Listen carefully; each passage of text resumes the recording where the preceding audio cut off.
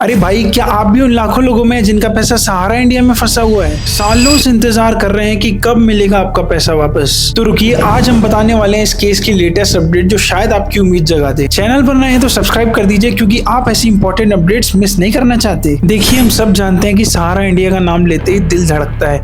किसी ने अपनी जिंदगी भर की कमाई डाल दी थी, किसी ने अपने बच्चों के फ्यूचर के लिए इन्वेस्ट किया था, तो कोई अपना छोटा सा सपना पूरा करना चाहता था। लेकिन 2012 से शुरू हुआ ये स्कैम का सागा, जिसमें 3 करोड़ से ज्यादा इन्वेस्टर्स का पैसा फंस गया। तो क्या है इस केस की लेटेस्ट अपडेट, चलिए समझते हैं। चलिए सबसे पहले बात करते हैं लेटेस्ट न्यूज की। ईयर 2025 की शुरुआत में union corporation minister Amit Shah ने पार्लियामेंट में बताया कि CRCS सहारा रिफंड पोर्टल के जरिए लगभग 11.61 लाख इन्वेस्टर्स को 2025.75 करोड़ रुपीस वापस किए जा चुके हैं। ये पैसा उन इन्वेस्टर्स को मिला जो सहारा की 4 कोऑपरेटिव सोसाइटी जैसे सहारा क्रेडिट कोऑपरेटिव सोसाइटी, सहारा यूनिवर्सल मल्टीपर्पज कोऑपरेटिव सोसाइटी, हमारा इंडिया क्रेडिट कोऑपरेटिव सोसाइटी और स्टार मल्टीपर्पज कोऑपरेटिव सोसाइटी में इन्वेस्ट किए थे। और सुनिए एक और बड़ी खबर, सितंबर 2024 में गवर्नमेंट ने रिफंड लिमिट बढ़ा दी थी। पहले सिर्फ 10,000 रुपए तक रिफंड मिल सकता था, बट अब 50,000 रुपए तक हर जेन्युइन डिपॉजिटर को रिफंड मिल सकता है। ये पैसे सीधे आपके आधार लिंक बैंक अकाउंट में आएंगे और ये प्रोसेस पूरा डिजिटल और पेपरलेस है।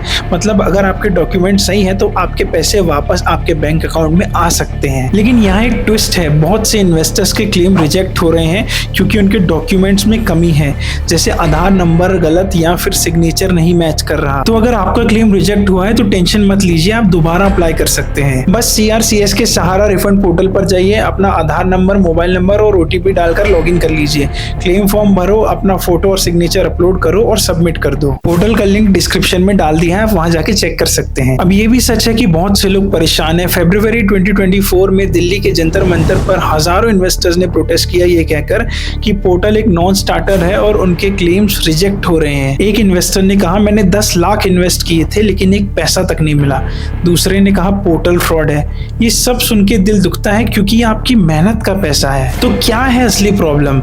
सुप्रीम कोर्ट ने 2012 में सहारा को ऑर्डर दिया था कि वो 25,781 करोड़ रुपए सेबी के अकाउंट में जमा करे, मतलब security exchange board of India के अकाउंट में। बट अब तक सिर्फ 15,775 करोड़ जमा हुए हैं, मतलब 10,000 करोड़ का गैप अभी भी है। सेबी के पास 23,000 करोड़ से ज्यादा पड़े हुए हैं और रिफंड्स अब तक सिर्फ 138 करोड़ के हुए हैं।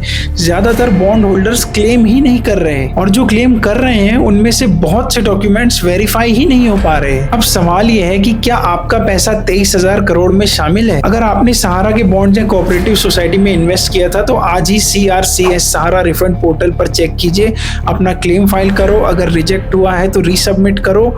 टाइम वेस्ट मत कीजिए क्योंकि ये पैसा आपका हक है। तो दोस्तों, ये थी सहारा इंडिया रिफंड की लेटेस्ट खबर। अगर आपका कोई परिचित इस स्कैम का शिकार हुआ है तो ये वीडियो उन तक जरूर शेयर कीजिए। कमेंट में बताइए कि आपके क्लेम का क्या स्टेटस है, क्या आपको पैसा मिला या अभी भी इंतजार है। और हाँ, इस वीडियो को लाइक, शेयर और सब्सक्राइब जरूर कीजिए ताकि हम आप तक ऐसी अपडेट्स लाते रहें। मिलते हैं नेक्स्ट वीडियो में, तब तक अपना ख्याल रखिए और अपने पैसे के लिए लड़ते रहिए।